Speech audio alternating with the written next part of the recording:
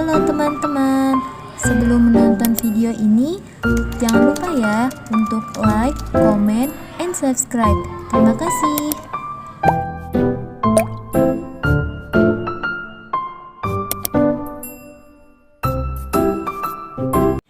Bismillahirrahmanirrahim. Assalamualaikum warahmatullahi wabarakatuh. Alhamdulillahi rabbil alamin wa bihi nasta'in wa ala umuri dunya waddin wassalatu wassalamu ala asyrafil anbiya'i wal mursalin amma ba'du. Perkenalkan, nama saya Nurfauzia Sofianti. Saya dari mahasiswa Institut Ummul Qura Al-Islami Bogor. Di sini saya akan menjelaskan beberapa tentang supervisi.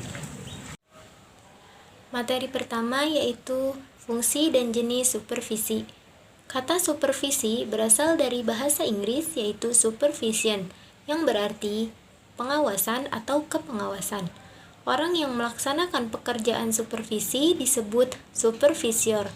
Supervisi adalah sebagai bantuan dan bimbingan kepada guru dalam bidang belajar dan kurikulum dalam usahanya untuk mencapai tujuan sekolah.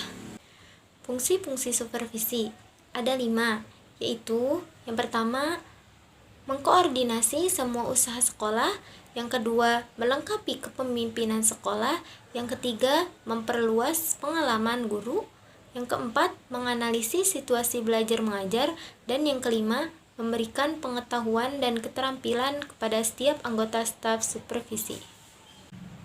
Jenis-jenis supervisi. Jenis-jenis supervisi di sini ada 2, yaitu yang pertama supervisi umum dan supervisi pengajaran, dan yang kedua supervisi klinis. Yang dimaksud dengan supervisi umum dan supervisi pengajaran itu yaitu kegiatan-kegiatan kepengawasan yang ditujukan untuk memperbaiki kondisi-kondisi baik personel maupun material yang memungkinkan tercapainya tujuan pendidikan dalam situasi belajar mengajar yang lebih baik. Sedangkan supervisi klinis yaitu pertemuan tatap muka antara supervisor dan guru, membahas hal mengajar di dalam kelas guna memperbaiki pembelajaran dan pengembangan profesi dengan cara kolegial antara supervisor dan guru. Baik, saya lanjut. Materi kedua yaitu tentang supervisi dalam perspektif Islam atau Al-Quran dan Hadis. Supervisi pendidikan perspektif hadis Nabi. Hadis yang mengenai supervisi pendidikan yaitu yang pertama ada akuntabilitas atau tanggung jawab terhadap amanah sebagai pemimpin.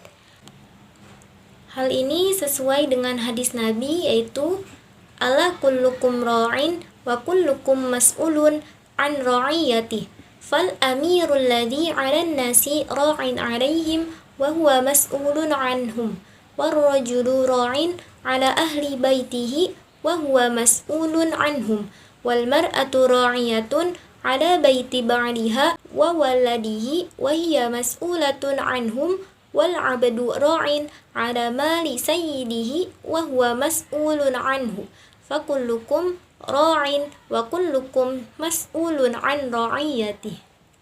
Yang kedua, ada edukatif atau berbuat yang terbaik dalam tugas kependidikan. Salah satu hadis Nabi yang berkaitan dengan supervisi pendidikan ini menjelaskan bahwa Islam itu dibangun dengan 3 aspek, yaitu iman, Islam, dan juga ihsan. Iman menyangkut aspek teologi, Islam menyangkut aspek syariat atau beribadah, dan sedangkan ihsan menyangkut aspek akhlak. Setiap langkah maupun nafas kita akan selalu diawasi oleh Allah. Berbeda dengan pengawas manusia.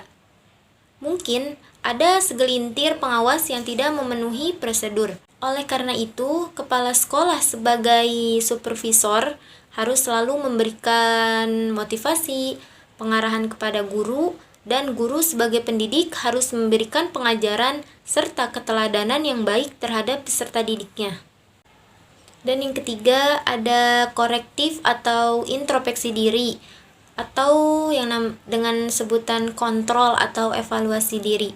Beberapa hadis Rasulullah SAW menganjurkan perlunya melaksanakan pengawasan atau evaluasi dalam setiap pekerjaan.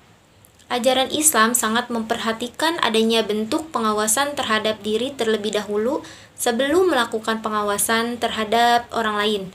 Diriwayatkan dari Umar bin Khattab berkata, "Evaluasilah diri kalian sebelum dihisab di akhirat, dan berhiaslah untuk kehormatan yang besar, bahwasanya hisab pada hari kiamat diringankan bagi orang yang mengevaluasi dirinya di dunia." Materi ketiga yaitu prinsip dan sasaran supervisi pendidikan Islam. Prinsip-prinsip supervisi pendidikan Islam. Dalam konteks pendidikan Islam, supervisi juga harus mempunyai prinsip yang sesuai dengan kaidah-kaidah Islam, yaitu kaidah yang terdapat dalam Al-Quran dan hadis. Seperti contoh dalam hadis sahih yang berbunyi, "Setiap kalian adalah pemimpin dan setiap pemimpin akan dimintai pertanggungjawaban atas yang dipimpinnya." Hadis riwayat Al-Bukhari dan Muslim. Dalam hadis tersebut adalah hadis yang menyatakan bahwa kita dapat mengetahui bahwa pemimpin dimulai dari unsur terkecil di masyarakat, yaitu individu. Bahkan, untuk menjadi pemimpin yang besar sekalipun, kita harus bisa memimpin pribadi kita terlebih dahulu, mengatur dan mengurus sendiri, dan apa yang harus dilakukan dengan diri kita merupakan tanggung jawab masing-masing sebagai pemimpin dari diri kita. Dalam sebuah lembaga pendidikan Islam, seorang pemimpin yaitu kepala madrasah atau sederajat harus bersifat adil dan jujur kepada siapapun juga, dan dalam hal apapun juga. Di samping itu juga, pemimpin harus bertanggung jawab, dan salah satu tanggung jawab tersebut diimplementasikan dengan melaksanakan supervisi dengan baik. Dari uraian tersebut dapat dinyatakan bahwa prinsip supervisi pendidikan Islam adalah prinsip umum. Supervisi pendidikan ditambah jujur, amanah, menjunjung tinggi keadilan, dan juga tanggung jawab. Seorang pemimpin pendidikan yang disebut sebagai supervisor dalam melaksanakan supervisi hendaknya bertumpu pada prinsip supervisi pendidikan sebagai berikut.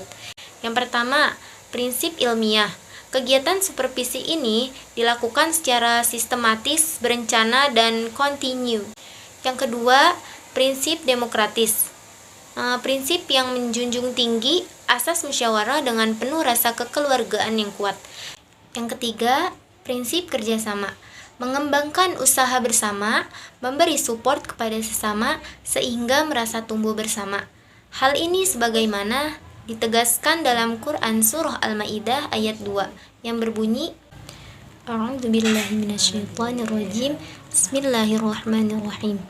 Ya ayyuhalladzina amanu la tuhillu sya'airallahi wala syahrul harama walal hadiya walal qalaida wala aminal baital harama yabtaghuna fadlan min rabbihim wa ridwana wa idza halaltum fastadu wala yajrimannakum syana'anu qaumin an saddukum 'anil masjidil harami an ta'tadu wa ta'awanu 'alal birri wat taqwa wala ta'awanu 'alal ismi wal 'udwan wattaqullaha innallaha syadidul 'iqab.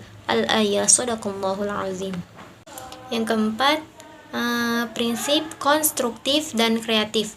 Adapun di samping prinsip ini, prinsip pendidikan dapat dibedakan atas prinsip positif dan prinsip negatif, yang dimana prinsip positif adalah prinsip-prinsip yang patut diikuti, sedangkan prinsip negatif adalah prinsip-prinsip larangan yang tidak boleh dilakukan.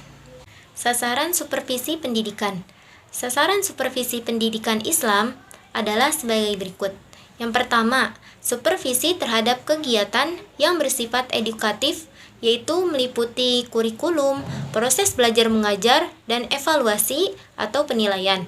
Yang kedua, supervisi terhadap kegiatan yang bersifat teknis administratif, yaitu meliputi administrasi personal, administrasi material, administrasi keuangan, administrasi laboratorium, perpustakaan sekolah, madrasah, pesantren, dan lain-lain. Supervisi ditujukan kepada usaha memperbaiki situasi belajar mengajar. Yang dimaksud dengan situasi belajar mengajar ialah situasi di mana terjadi proses interaksi antara guru dan murid, ustadz dengan santri, dalam usaha mencapai tujuan belajar yang telah ditentukan. Materi keempat yaitu pendekatan-pendekatan dalam supervisi pendidikan. Pendekatan dalam supervisi pendidikan. Pendekatan berasal dari kata approach, adalah cara mendekatkan diri kepada objek atau langkah-langkah menuju objek. Ada beberapa pendekatan yang dapat dilakukan oleh seorang supervisor. Hal ini tentu lebih memudahkan supervisor ketika mensupervisi bawahannya.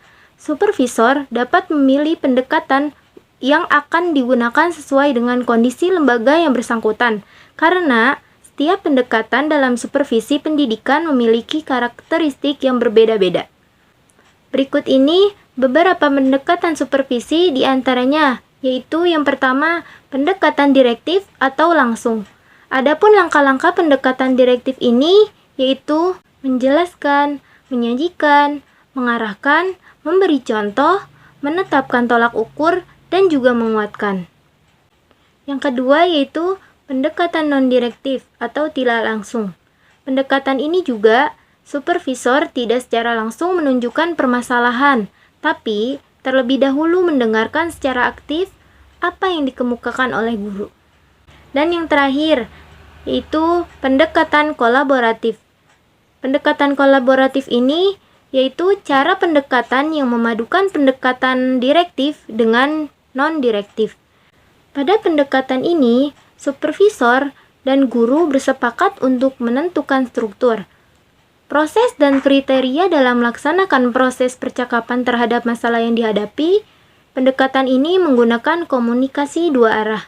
Baik, mungkin itu saja yang dapat saya sampaikan. Kurang lebihnya mohon maaf. Semoga bermanfaat. Wabillahi taufiq wal hidayah. Wassalamualaikum warahmatullahi wabarakatuh.